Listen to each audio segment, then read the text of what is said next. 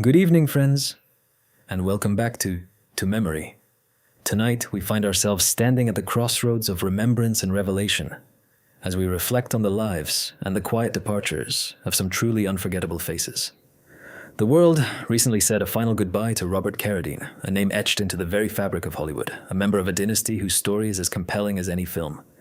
But his passing, shrouded in a quiet dignity, forces us to look deeper, to consider the truth they hid about not just him, but about so many other fallen idols we've cherished over the years. These aren't merely celebrity deaths. They represent the closing chapters on different eras of Hollywood we grew up with, eras where a star's private dignity could still sometimes be protected. Their passing feels personal, doesn't it? It's a somber reminder that the smiling faces on our screens were often fighting wars we never knew about, battles waged in the shadows, far from the glare of the Klieg lights. And tonight, we begin to uncover those hidden truths. Robert Carradine. Just the name conjures so many images, doesn't it? For a generation, he was Lewis Skolnick, the quintessential underdog, the brilliant, bespectacled hero of Revenge of the Nerds.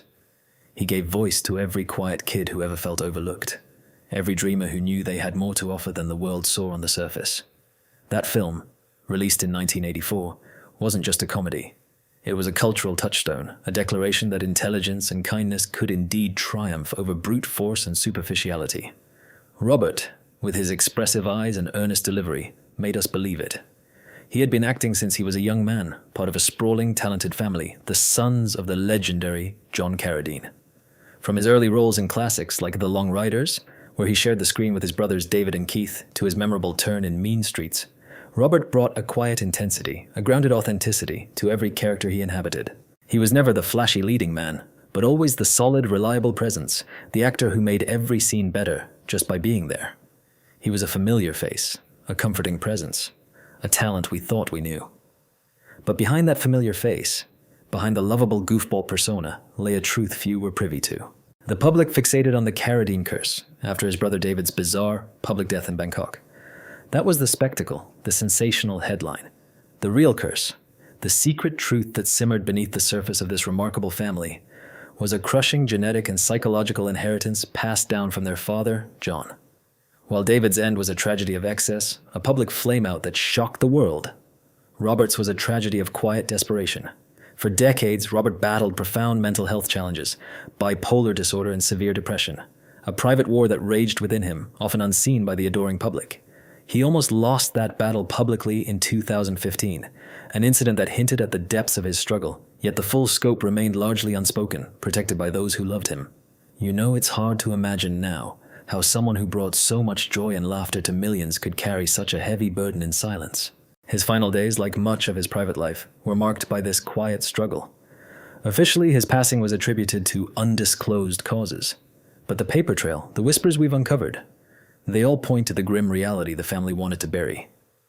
A final surrender in a lifelong private war. Robert Carradine fought valiantly for decades against an internal bully he could never quite vanquish. The devastating, almost cruel irony is that he is immortalized as Lewis Skolnick, the ultimate symbol of the underdog's triumph. He was the hero who taught a generation of outcasts that intelligence and perseverance could defeat the bullies.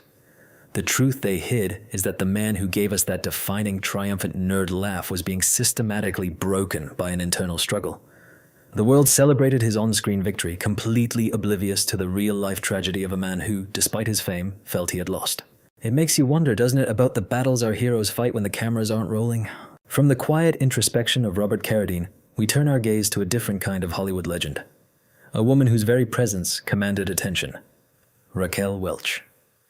She burst onto the scene like a supernova in the 1960s, a force of nature in a fur bikini in 1 million years BC, a role that cemented her as an international symbol of beauty and strength. But to define her simply by her iconic image would be to overlook a career of remarkable breadth and resilience. Raquel, a true Hollywood anomaly, carved out a path for herself in an era that often tried to pigeonhole women. She wasn't just a pin-up, she was a Golden Globe winner for The Three Musketeers. A businesswoman, a mother, and a trailblazer who fought for better roles and greater respect in an industry that often struggled to see beyond the surface. She embodied a fierce independence, a defiant spirit that captivated audiences for decades, proving that beauty could indeed be powerful, intelligent, and enduring.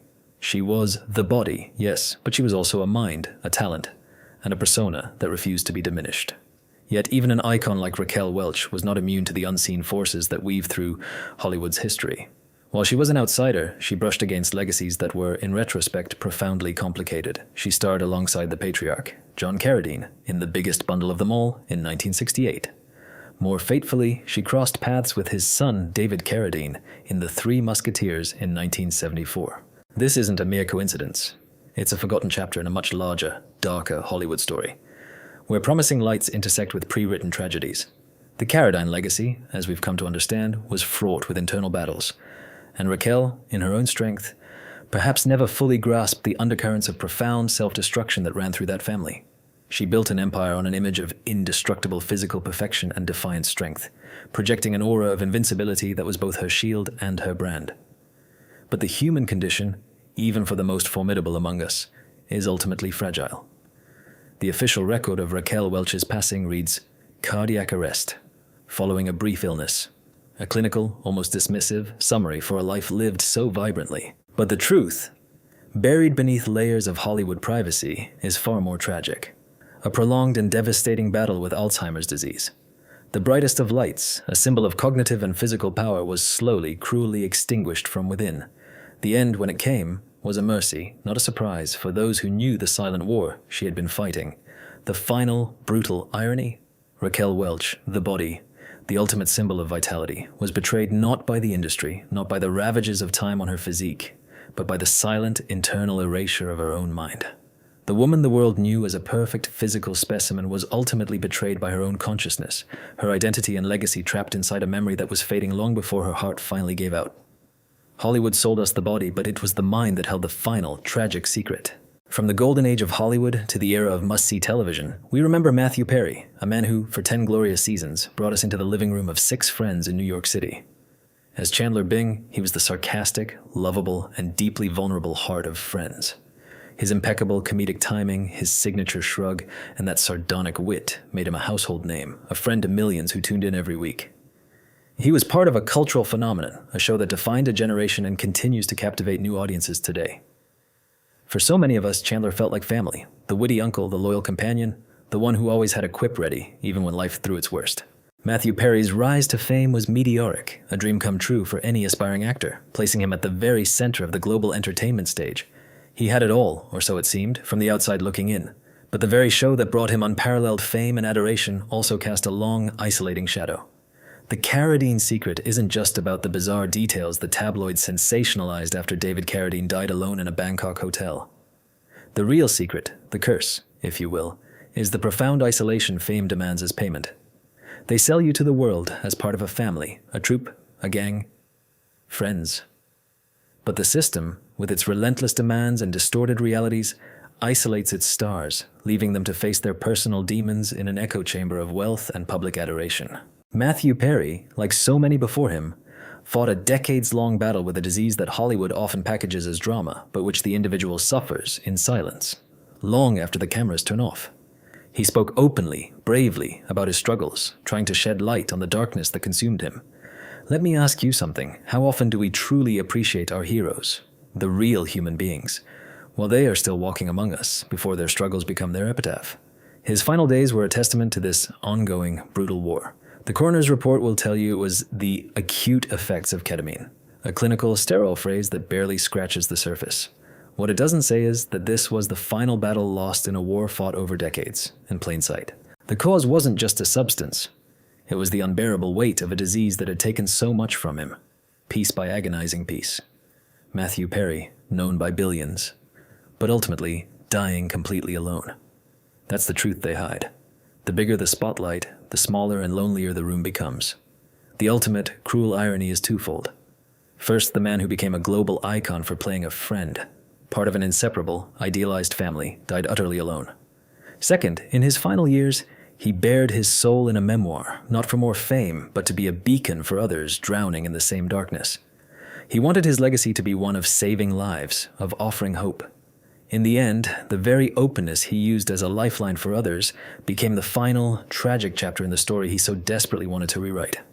His vulnerability was consumed by the very industry that created his pain, turning his life-saving message into his own epitaph. It's a heartbreaking reminder of the silent battles many face. even those who seem to have everything. From the comedic brilliance of Matthew Perry, we journey to another figure who inspired millions, not with laughter, but with an unparalleled sense of dignity and power, Chadwick Boseman. For many, he became a king, a superhero, an icon of black excellence and strength. His portrayal of King T'Challa in Marvel's Black Panther wasn't just a movie role.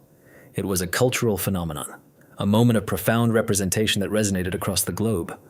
He embodied grace, intelligence, and quiet resolve, giving us a hero whose power came not just from technology, but from his spirit. Before Wakanda, Chadwick had already brought historical figures to life with remarkable depth. Jackie Robinson in 42, James Brown in Get On Up, and Thurgood Marshall in Marshall. He was an actor of immense talent, a scholar of his craft, who approached every role with a meticulous dedication that was truly awe-inspiring. He ascended to the pinnacle of Hollywood, becoming a beacon of hope and strength for countless admirers. But this story too holds a profound, hidden vulnerability, a modern echo of the Carradine secret. The industry, and indeed the audience, often demands invincible icons. We want our heroes to be larger than life, untouched by human frailties. Chadwick Boseman, our unbreakable King T'Challa, was privately being consumed by a mortal illness while he performed feats of strength on screen. The link here is the terrible pact many stars unwittingly make. To project superhuman strength for the camera, you must often conceal your human weakness from everyone else. He was diagnosed with colon cancer at stage 3 in 2016. For 4 long, arduous years, while the world saw a king, a superhero ascending, the man himself was undergoing countless surgeries and chemotherapy sessions between takes, often filming physically grueling action sequences. He walked onto sets, delivered powerful performances, and inspired millions, all while his own body was in a state of managed decline. That was the truth they hid, not out of malice, but to protect the myth we all needed him to be, and perhaps to allow him to continue his work without the burden of public sympathy or scrutiny. The official report on Chadwick's passing reads, "Complications related to colon cancer." That's the clinical truth, a stark and simple statement for a battle so complex. But the cause of death wasn't just the disease. It was the immense burden of carrying a crown while fighting for his life in absolute secrecy. He continued to work, to create, to inspire, even as his own strength waned. The cruelest irony is that he gave us a hero who could cheat death, a Black Panther who drew power from a mystical herb, protected by vibranium, a symbol of eternal Wakanda. Yet the man who embodied that immortality for millions was walking onto set every day acutely aware of his own mortality. He portrayed a king whose power was his birthright, while he fought a battle where the only outcome was uncertain, a battle he ultimately could not win. He became a global icon of strength at the very moment his own was being systematically taken from him. The world celebrated an immortal king, while the man beneath the mask was teaching us the quiet, painful, and profound grace of a mortal man's fight to the finish. His legacy is one of unwavering dedication, even in the face of unimaginable personal suffering. And finally, we turn our thoughts to another beloved figure, a face that launched 1,000 dreams for a generation. Luke Perry. For many of us, he will forever be Dylan McKay, the brooding, charismatic heartthrob of Beverly Hills 90210. He was the bad boy with a heart of gold, the rebel with a cause, who captured the imagination of millions throughout the 1990s.